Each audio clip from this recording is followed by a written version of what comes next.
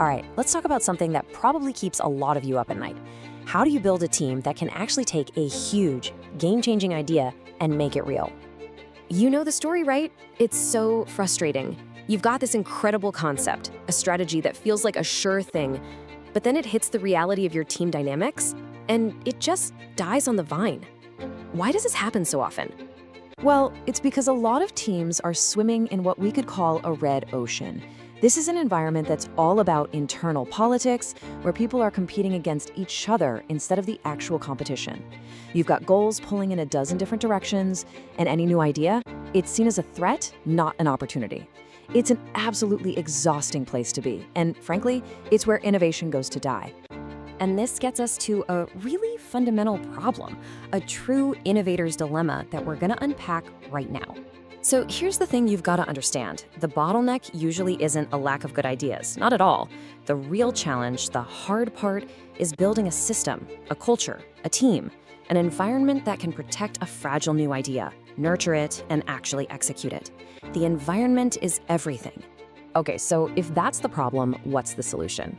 We have to get out of that bloody red ocean and start architecting something totally new. We need a blue ocean team. So what in the world is a blue ocean team? Think of it like a special forces unit for innovation. It's a group of people that you've deliberately put together and are leading with one singular purpose: to take on those huge, ambitious projects that would just get completely crushed by the bureaucracy and friction of a normal organization. So what's their DNA? What makes them tick? Well, first off, they are 100% dedicated to the mission. They're not getting distracted by 10 other priorities. Second, they are all aligned on a single crystal clear goal. The entire structure is built from the ground up for collaboration, not for silos. And their North Star always is innovation. And this really is the heart of it all. This isn't just some nice-to-have theory. It's a practical necessity. Without a team that is both totally dedicated and perfectly aligned, trying to implement a bold new idea is, well, it's basically impossible. It's why so many brilliant projects are dead on arrival. So how do we actually do this? How do you build a team like this? It all starts with the most critical piece of the foundation: building powerful alignment.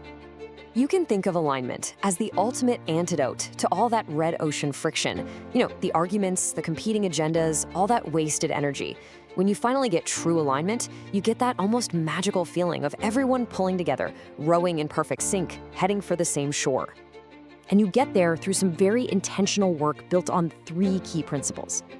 First, you have to define one single unifying goal that everyone can get behind.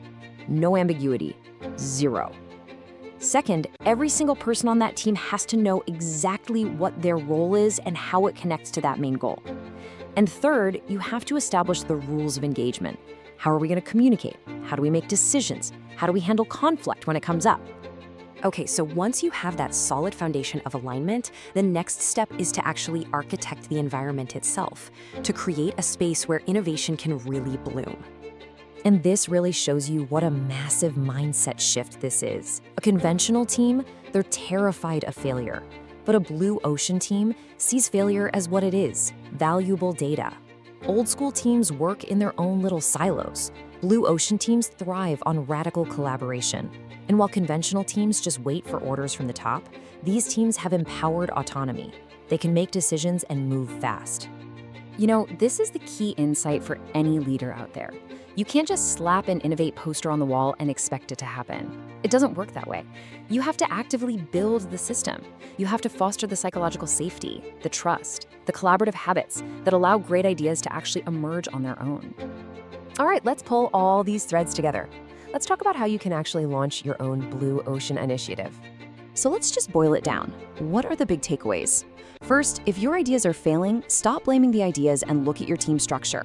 The solution is to build a blue ocean team, one that is dedicated, aligned, and built to collaborate. Where do you start? You start by building that alignment around a single powerful goal.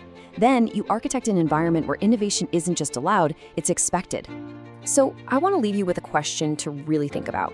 This isn't just theory. I want you to look at your own team, your processes, your culture. What is the single biggest thing holding you back? And what is one concrete step, just one, that you can take tomorrow to start knocking that barrier down?